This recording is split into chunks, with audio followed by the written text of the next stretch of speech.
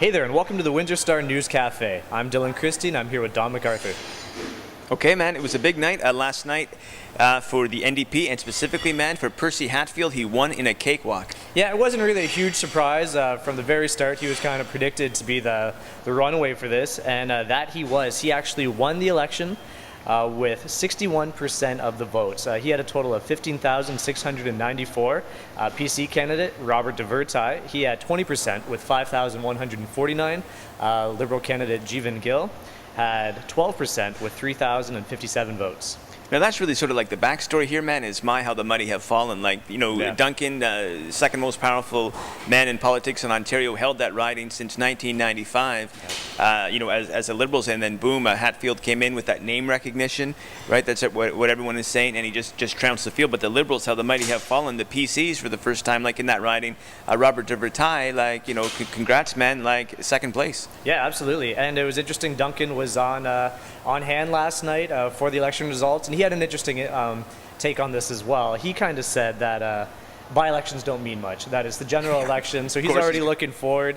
He says you never like to lose, but this doesn't mean much. It's a typical by-election. It doesn't mean a lot.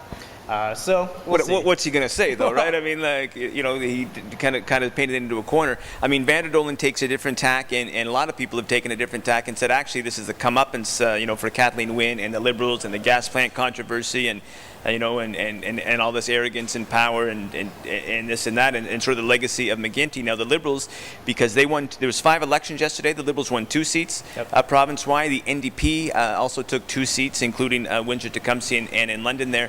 And the PCs actually won a seat in Toronto, sort of their first in Toronto in a decade. So people sort of said it was the voters teaching Kathleen Wynne a bit of a lesson. Yeah, absolutely. Now, Francis had a meeting today at City Hall where he's kind of throwing it out to the constituents of that riding, it sounds like, to see what they want to do. Do they want a by-election? In Ward 7 now we're talking about exactly. What are we going to do with Ward 7, of course, because Hatfield is a city councillor for Ward 7. In the city they can either have a by-election or they can appoint someone. Yeah, and there's also, we've covered this before, there are a number of options they can do. They can also have the second place finisher in the election too. That would be my vote, and the reason why is because we know and we love him from Melk, just downtown here, Angelo Marignani. He got second. Actually, I looked it up this morning. He had, in the last by-election, he had 2,286 votes, which is respectable. I mean, Percy only had 4,264 votes in the last municipal election, so Ange got second. So the city can have a by-election, which could cost about $90K, or they could appoint somebody, and if you're going to appoint someone, got milk? Oh, for sure, it's got to be it. And I think the soonest they could have the by-election was January, I heard. So it'd still be some time, and then constituents in that riding would be without someone for quite a while. So they have a number of options. Stay tuned and let us know what you think. Come onto our website and tweet us. We're sort of collecting the tweets. Ward 7, what do you want to see happen there? Yep, absolutely. All right, well, LaSalle Police, they sent out a headshot of a suspect they're looking for. There was a robbery, or I guess a break and enter at a home in LaSalle in the 4000 block of Huron Church Line Road on Tuesday, where someone broke in and stole cash, electronics, and jewelry. Exactly, man. So if you know this unsavory character, contact LaSalle Police. Now he walks apparently with a distinct limp.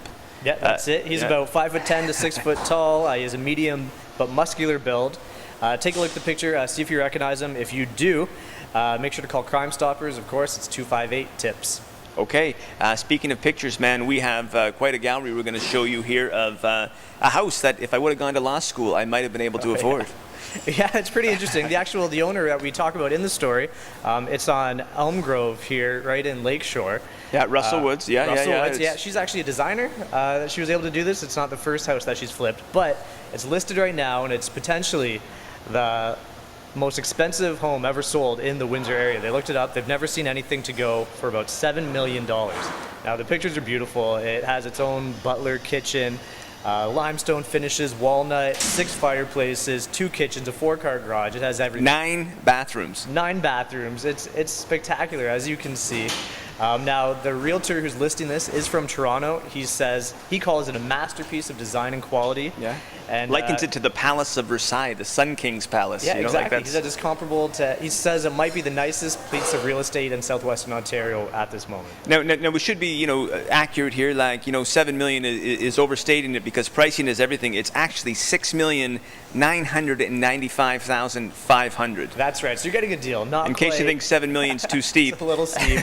You can go a little less, but it's pretty incredible. Brian Cross has a story on today's website, so make sure you check it out. Well, the cool thing as well is that in terms of how cheap Windsor real estate is, the realtor, and he could just be blowing sunshine here, but he says a home like this on the water in Toronto or Oakville could cost you $20 million. Yeah, no, it's really incredible, and to have it right here in Windsor. Now, the owner did say that while this might be the most expensive house ever listed in Essex County at the moment, it's only because the other houses that are worth more just aren't on the market. So she says it's not the most valuable, but it's pretty special. Anyway, it's a sweet, sweet pad. Yeah, definitely pretty incredible. I think they said it could comfortably cater a party of up to 100. Okay. So it'd be pretty good. Okay. All right. And pool parties, there was one yesterday over at the Windsor Family Aquatic Center. People, they finally got in the water, went for a swim. Yeah, there were 2 local swim teams that kind of had the inaugural meet to test the waters. At the natatorium. It's the competitive portion of the pool, which actually can hold up to 5 million. It's a 5 million liter pool, so it's pretty incredible. They came out and it was nothing but rave reviews. They were saying that the pool is faster than other pools, I guess, just from the technology that they've used. They feel like the records are going to be broken there. Your stroke is better, it's cleaner, and you feel like you're gliding through the water.